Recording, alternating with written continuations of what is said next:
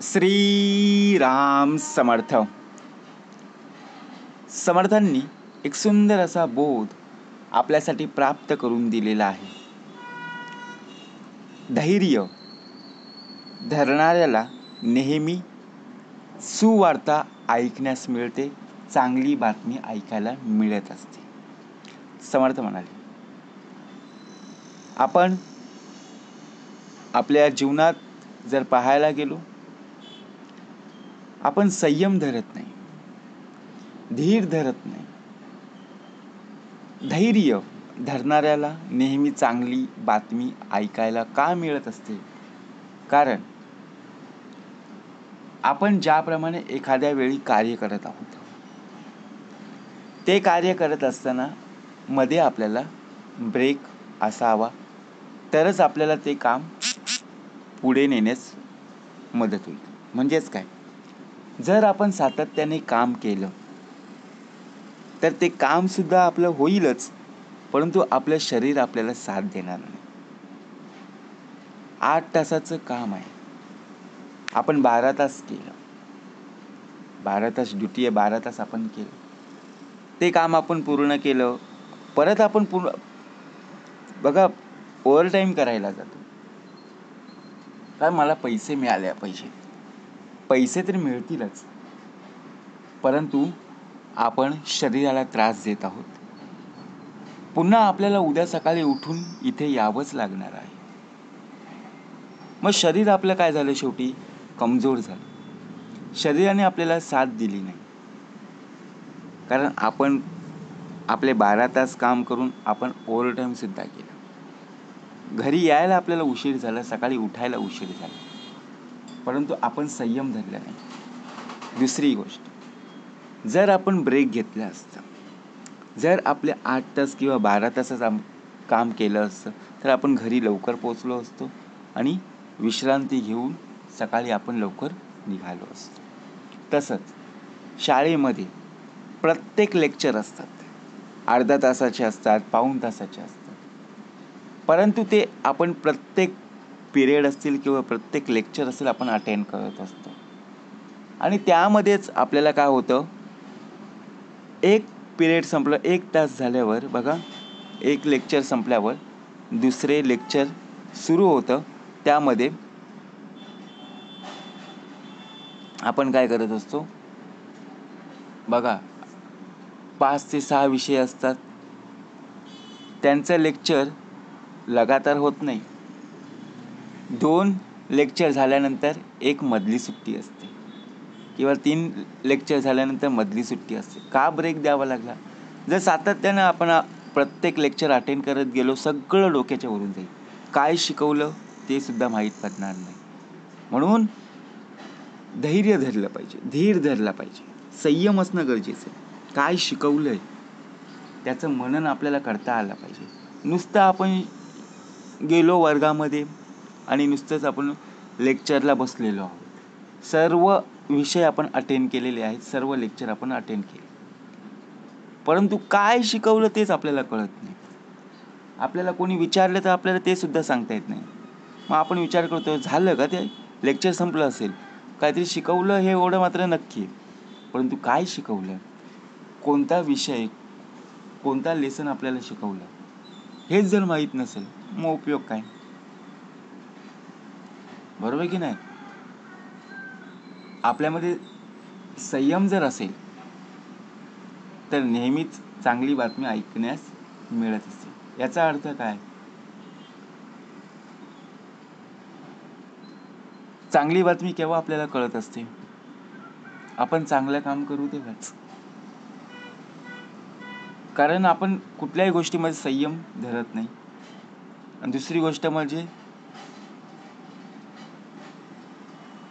2 मुलं असतात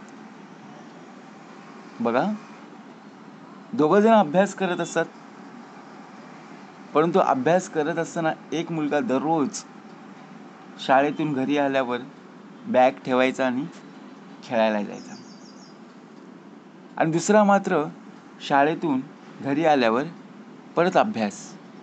असं करता करता प्रत्यक्षात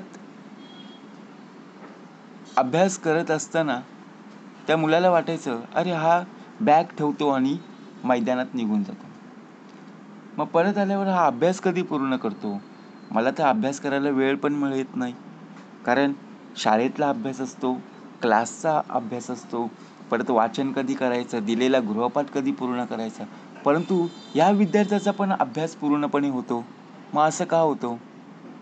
याचं वाचन पण पूर्ण आहे, पाठांतर पण आहे, जे दिलेलं गृहपाठ आहे ते सुद्धा पूर्ण आहेत.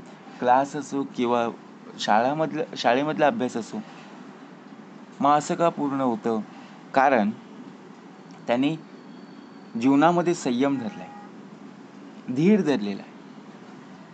त्याच्या शरीराला व्यायाम पण मिळत आहे. बघा, तो खेळत आहे.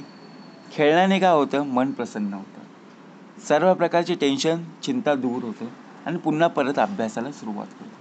आपण फक्त विचार काय केलं की तो विद्यार्थ्याचा अभ्यास पूर्ण कसा होतो, हाच आपल्यामध्ये भाग आहे ना, तो आपल्यामधला दूर झाला पाहिजे. म्हणून चांगली बातमी केव्हा ऐकायला मिळते? जेव्हा आपलं मन प्रसन्न असेल.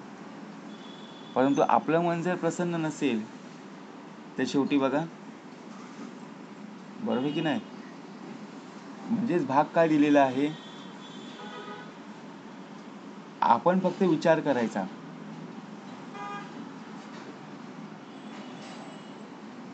की लोक आपल्याकडून नक्की ऐकतील. आपण असं काम करायचं की जीवनामध्ये लोक आपलं बघा प्रत्यक्षपणे वाहवा करतील आणि आपल्यामध्ये एक प्रकारचं स्वानुभव असलं गरजेचं आहे. आपण फक्त विचार करायचं आणि त्या विचारांवर आपण ठाम राहायचं. बरोबर की नाही? म्हणून समर्थ म्हणाले, जीवनामध्ये ब्रेक असलाच पाहिजे. म्हणजेच काय? तरच आपल्याला ते संयमाने काम करता येईल. नाही तर नाहीच. कितीही काही केलं तरी काम होणारच नाही. नियोजन असणं गरजेचं आहे ना.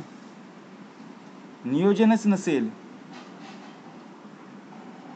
तर आपल्याला काहीच मिळणार नाही. बरोबर की नाही? म्हणून भाग कसा दिलेला आहे? आपल्याला ऐकण्याची भूमिका असली पाहिजे. लोक काय सांगतात हे पाहायचं नाहीये. ज्याप्रमाणे चांगल्या बातम्या सुद्धा येत असतात, वाईट बातम्या सुद्धा येत असतात. परंतु आपण कशा प्रकारे ऐकतोय हे जाणून घ्यायचंय. बरोबर की नाही?